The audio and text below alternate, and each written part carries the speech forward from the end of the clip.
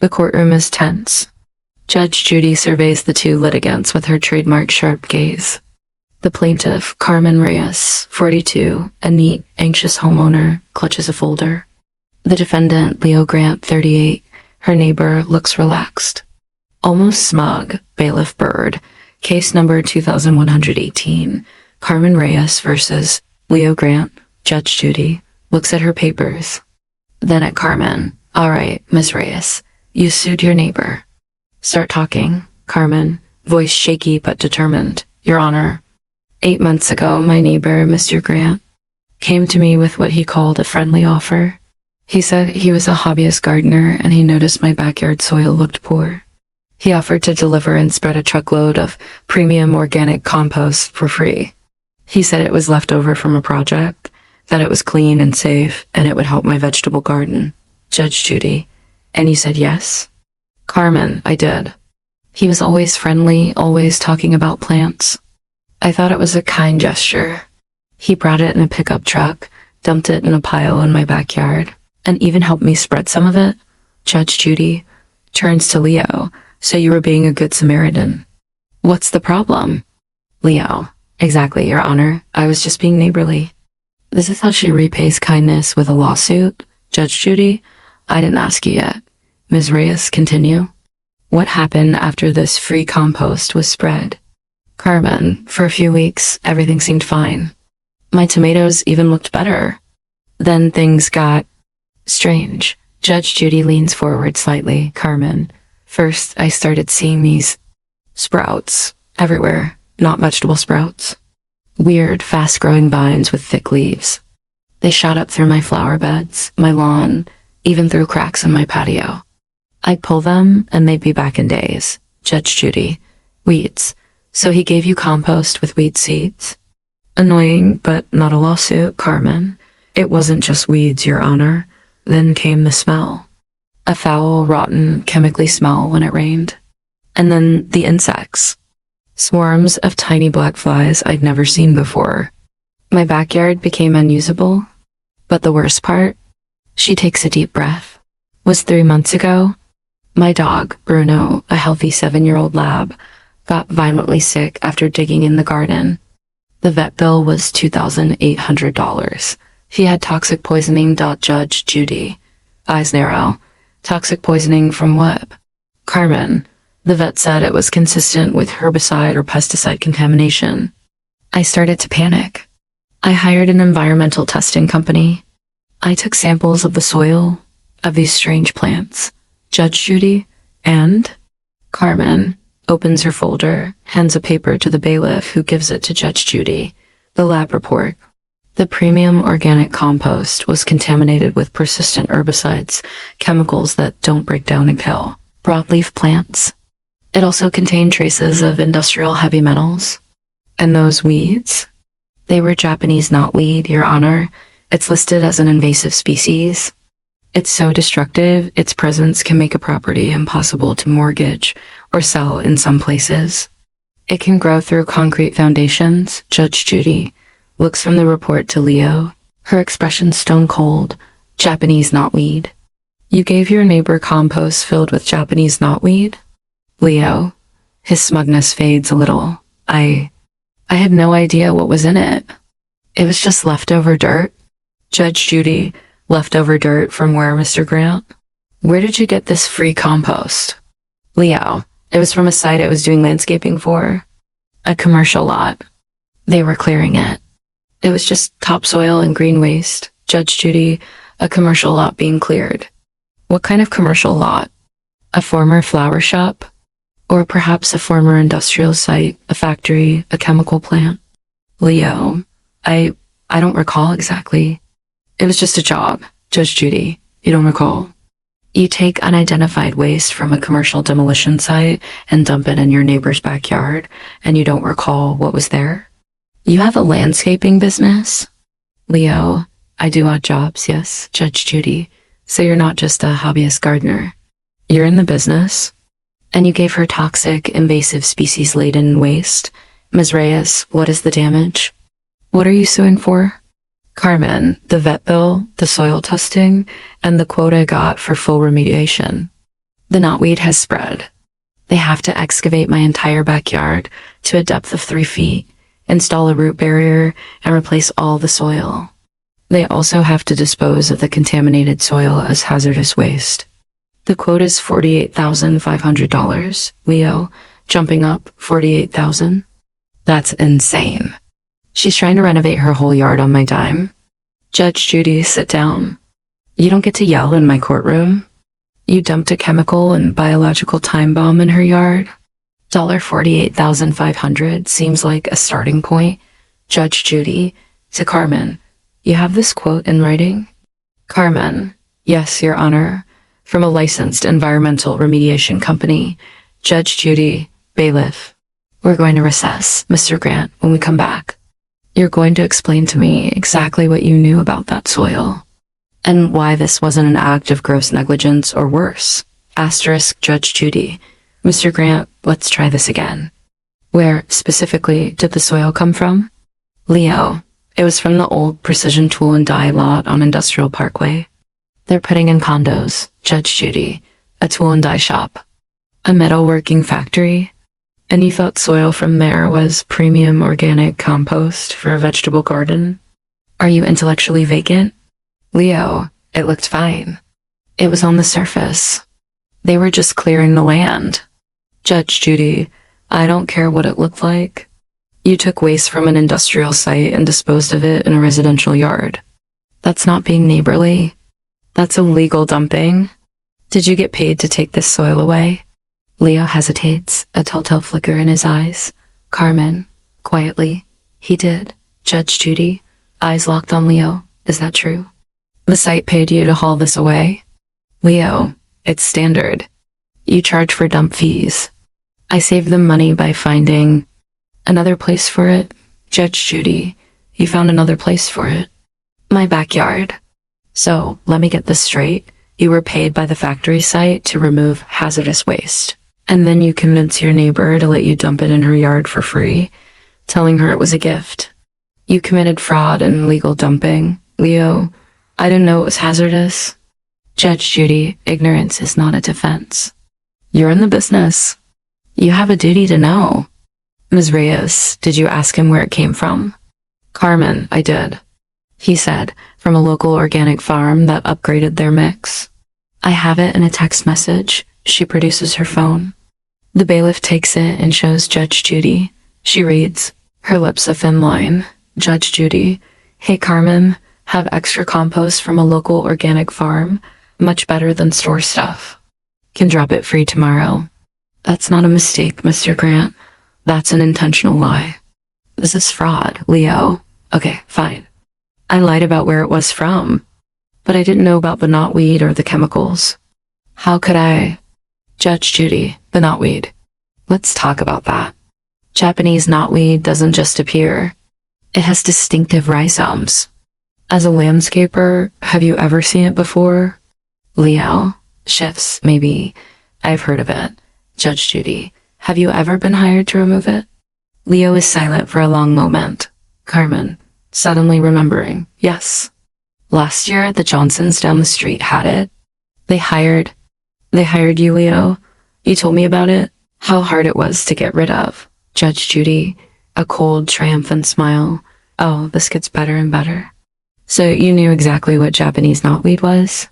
You knew its destructive potential. And yet, when you saw these rhizomes in the soil you were hauling, you thought, I'll give it to my neighbor for her garden. Leo, they were dry. They looked dead. Judge Judy, knotweed rhizomes can stay dormant for 20 years and still sprout. You know that? Or you should. This is beyond negligence. This is willful misconduct, Judge Judy. To Carmen, your dog. Is he okay? Carmen, he's recovered, but he has ongoing liver issues. He needs monitoring. Judge Judy, and you can't use your backyard at all? Carmen, it's a health hazard. The remediation company said we shouldn't even walk in it without protection. My children haven't played in the yard in 6 months. Judge Judy, to Leo, you turned this family's home into a Superfund site. For a few $100s in dump fees. You should be ashamed. But we're not here for shame. We're here for damages. $48,500 for remediation, $2,800 for the vet. That's $51,300. Are you suing for more, Ms. Rivas? Carmen, yes, Your Honor, for the loss of use and enjoyment of my property. For the decreased property value until it's fixed. I'm asking for $75,000 total. Leo, 75. I don't have that. This will ruin me. Judge Judy, you should have thought about that before you turned your yard into a toxic waste dump. Recess. When we come back, Mr. Grant, you better have a better argument than I didn't know. Asterisk Judge Judy, Mr. Grant. Before the break, we established you lied about the source of the material. You were paid to dispose of it, and you were familiar with the invasive species you dumped. Your defense is crumbling. Now, I took the liberty during the recess. My producer contacted the site manager at the old precision tool and die lot. Mr. Evans, Leo's head snaps up, panic in his eyes. Asterisk Judge Judy. According to Mr. Evans, they put out a bid for soil and debris removal with specific instructions. The material was suspected to be contaminated and required disposal at a licensed facility. They received 3 bids. Yours, Mr. Grant, was remarkably, suspiciously low. Almost 70% lower than the others. Mr. Evans said he asked you how you could do it so cheaply. Do you remember what you told him? Leo, voice hoarse. I don't recall. Asterisk. Judge Judy, he recalls. He said, and I quote from his email, I have a private arrangement with an organic farm for clean fill. I handle the logistics. You lied to him too. There was no farm. Your private arrangement was your neighbor's backyard. You underbid a hazardous job with a fraudulent plan, then executed it. Carmen, whispering, my God, Judge Judy. So this wasn't a spontaneous, neighborly gift? This was a premeditated act of commercial fraud and illegal, dumping to profit from a job you never intended to perform correctly. You saw her backyard as a free landfill. Leo, that's not true. I was going to take some of it. The rest, I thought it was harmless. Judge Judy, you thought soil from a 50-year-old metalworking factory was harmless? Don't insult my intelligence. Ms. Reyes, when did the conversation about buying your house happen? The question hangs in the air, a grenade with the pin pulled. Leo freezes. Carmen, confused. My house? He never... Wait. About 2 months after the soil was dumped, when the problems were getting bad, Leo came over. He said he was sorry about the weeds, that he felt terrible. Then he said offhand that with all this trouble, maybe I'd want to just sell and move. He said he had a friend in real estate who could give me a quick, quiet cash offer. Judge Judy, and did this friend make an offer? Carmen, yes. A letter came a week later from Greenleaf Property Solutions. The offer was $85,000 below the market value. I was insulted. I threw it away, Judge Judy. To Leo, with deadly calm, Greenleaf Property Solutions. Is that one of your odd jobs, Mr. Grant? A little LLC you have on the side? Leo, it's an investment group. I'm just affiliated, Judge Judy. I have that looked up to during the recess. Greenleaf Property Solutions is registered to a P.O. box. The registered agent is your cousin. And the only property it has ever made an offer on, according to the county clerk's quick search, is this one. Carmen Reyes' house. You created a shell company to lowball your neighbor after you poisoned her land. The courtroom is utterly silent. The audience is riveted. Carmen stares at Leo with dawning horror. Carmen, you were trying to buy my house. After you ruined it? Leo, it was just business. I thought I could fix the problem if I owned the land. Judge Judy, so you knew it was a problem that needed fixing? You knew it was damaged goods. Your entire scheme is now in the open. Step 1. Dump toxic, invasive waste on an unsuspecting homeowner's property. Step 2. When the damage becomes apparent, use a shell company to offer a distressed price for the now blighted property. Step 3. Profit. You weren't just trying to save dump fees. You were trying to engineer a real estate scam. Leo, no, that's a conspiracy theory. Judge Judy, it's not a theory. It's a pattern of evidence. You lied to the factory. You lied to your neighbor. You created a fake company. The only thing you didn't count on was your neighbor having the brains and the guts to test the soil and sue you instead of selling in a panic. Judge Judy to Carmen, the decreased property value. Do you have an appraisal? Carmen, still reeling, pulls out another paper. Yes, from a certified appraiser. He said, with known contamination and invasive species on the property disclosure, the value is reduced by a minimum of 20%. On a home like mine, that's over $90,000. Judge Judy, so your $75,000 ask is modest, Mr. Grant. You have turned this woman's biggest investment, her family's sanctuary, into a toxic liability. You have endangered her pet's life, her children's health, and her financial future. All for what? A few $100s in extra profit on a landscaping job and a failed get-rich-quick scheme? Leo, I'm bankrupt. I can't pay $75,000. You're destroying me. Judge Judy, you destroyed yourself. You dug this hole literally and figuratively. Now you get to lie in it. The only question remaining is the final judgment. We're going to recess again, and when we return, I will decide if $75,000 is enough, or if the sheer audacity of your scheme warrants holding you accountable for the full property devaluation. Asterisk. Judge Judy slams her gavel. Leo slumps forward, his head hitting the table in front of him. Carmen looks at him, not with anger anymore, but with a cold, clear understanding of the predator who lived next door. Asterisk. The gavel's echo seems to hang in the air. Leo Grant doesn't lift his head from the table. The weight of his own scheme is physically pressing him down. Carmen Reyes sits perfectly still, the initial shock hardening into a sharp, clean fury. She is no longer a distressed homeowner. She is a witness for the prosecution in her own life. Judge Judy, after a long, heavy pause, lift your head up, Mr. Grant. This isn't a nap room. It's a courtroom. You will show respect. Slowly, Leo pushes himself upright. His face is pale, his earlier smugness replaced by a sheen of sweat and the hollow look of a man who has run out of lies. Judge Judy, before we proceed to the judgment, there's one more facet of this I want clear. The offer from Greenleaf Property Solutions. Ms. Reyes, did you research the company after you received the lowball offer? Carmen, not deeply, Your Honor. I was upset and dismissed it. But after what you've said, it makes me wonder about the timing of everything else.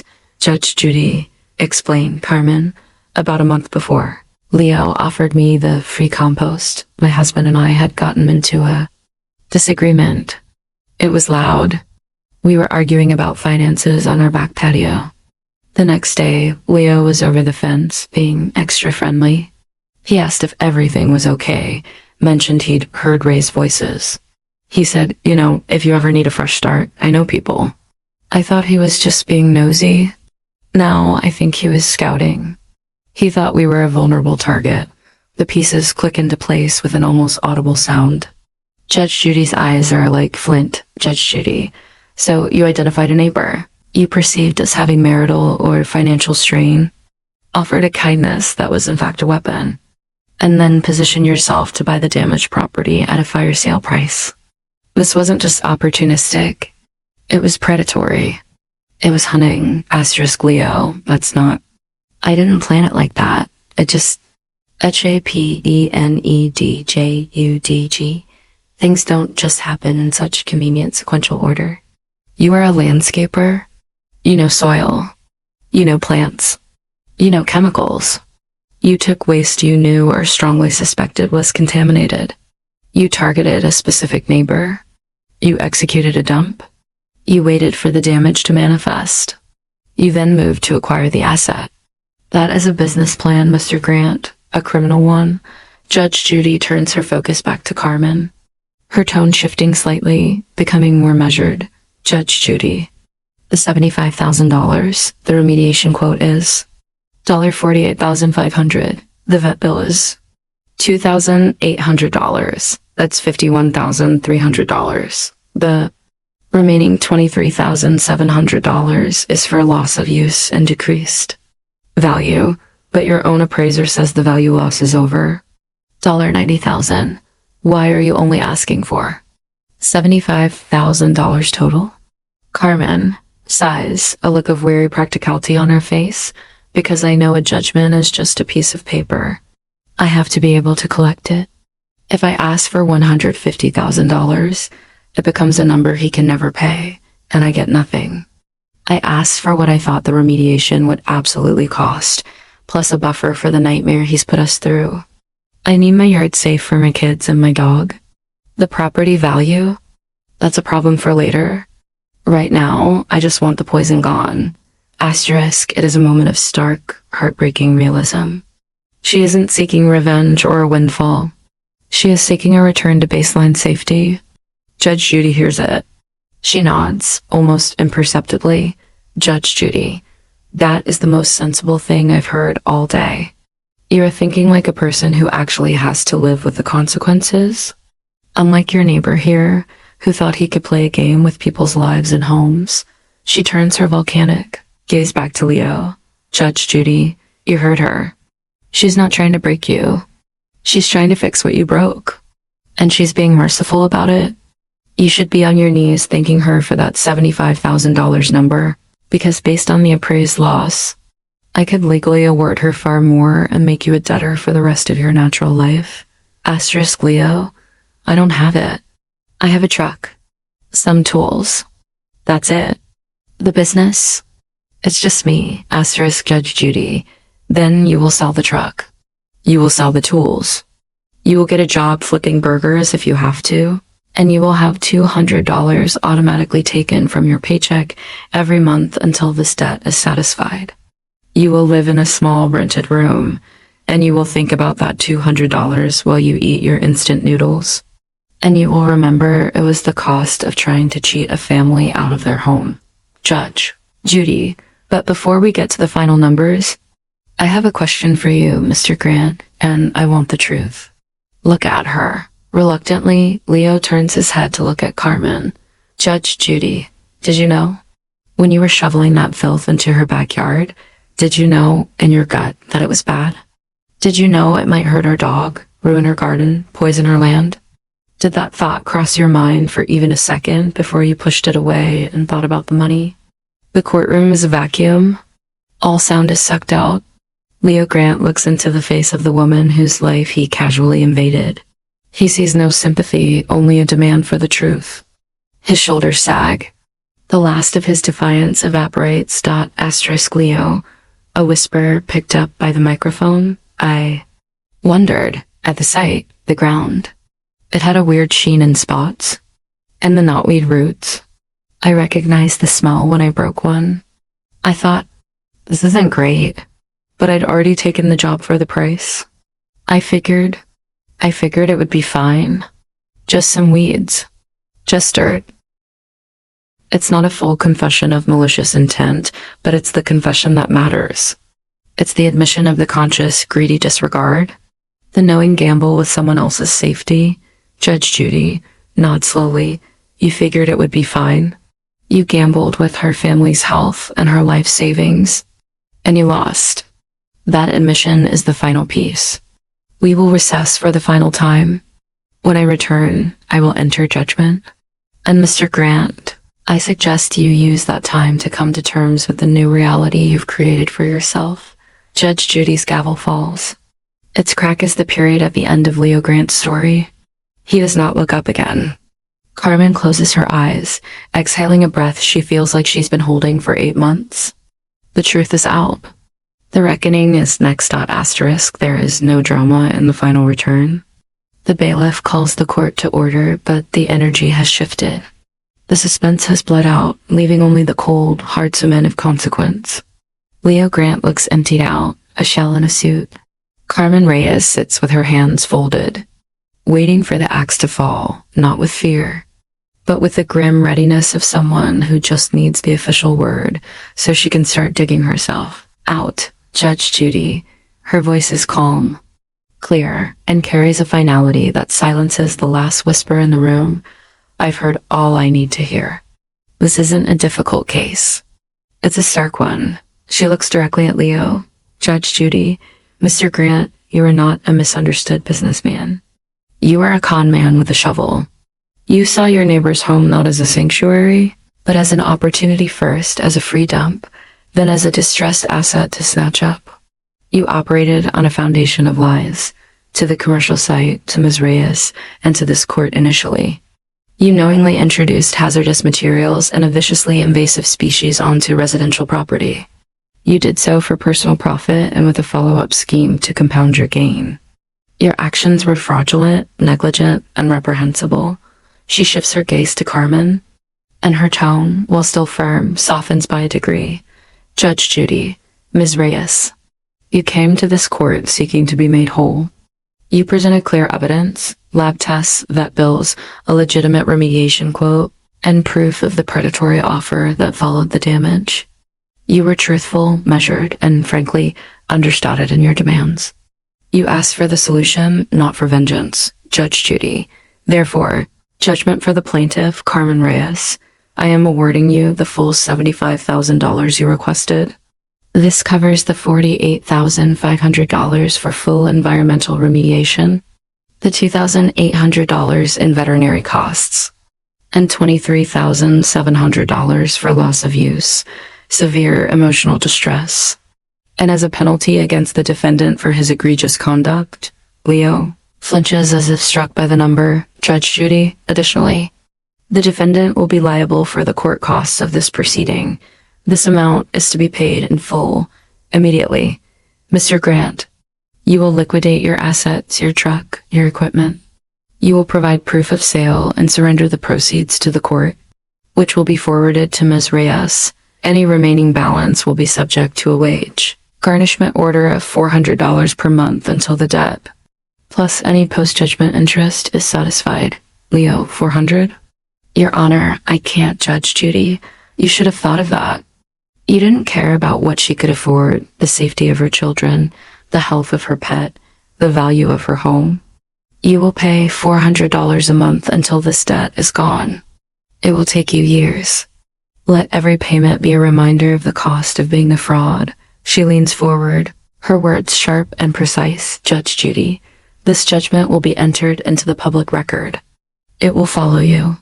Furthermore, I am instructing the bailiff to provide copies of the lab report, this verdict, and the transcript detailing your admission of knowingly handling questionable material to the State Department of Environmental Quality.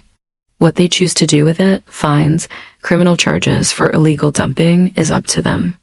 Your little landscaping days are likely over. This is the blow he didn't see coming. His eyes widen in pure terror. A lawsuit is one thing. State environmental penalties are another beast entirely. He opens his mouth, but no sound comes out. Judge Judy, Ms. Reyes, you have your judgment. Take it, get your yard cleaned, and try to forget the name of the man who lived next door. You are dismissed. She doesn't even bother with a dramatic gavel slam. She gives a firm, quick tap, crack. Court is adjourned. Asterisk Carmen is standing with her lawyer, holding the judgment paperwork. She looks dazed. Leo is being approached by a process server with additional papers, likely the garnishment order. He doesn't fight it. He just takes them, staring blankly at the wall. Court TV interviewer, approaching Carmen. Carmen, you won the full amount. How do you feel? Carmen. She looks at the papers, then up. Tired. Relieved. It doesn't feel like winning. It feels like finally getting the official permission to start cleaning up a toxic spill. The money is just the means to do that. Interviewer. What's the first thing you'll do? Carmen. Call the remediation company. Tell them to start.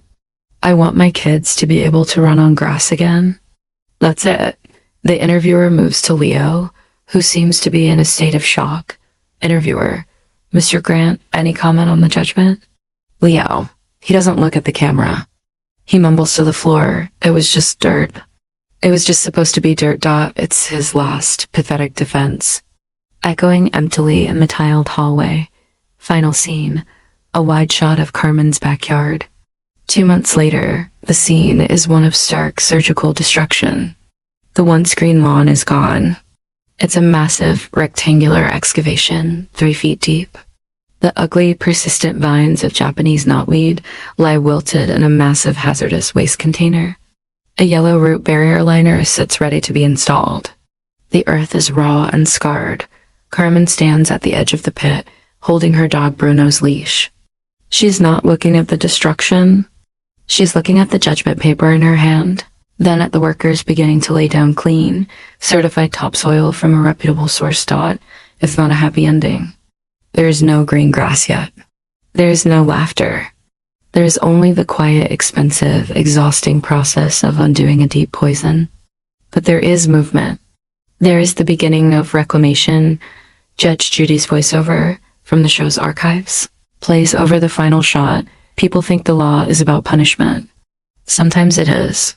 But often it's just about drawing a line.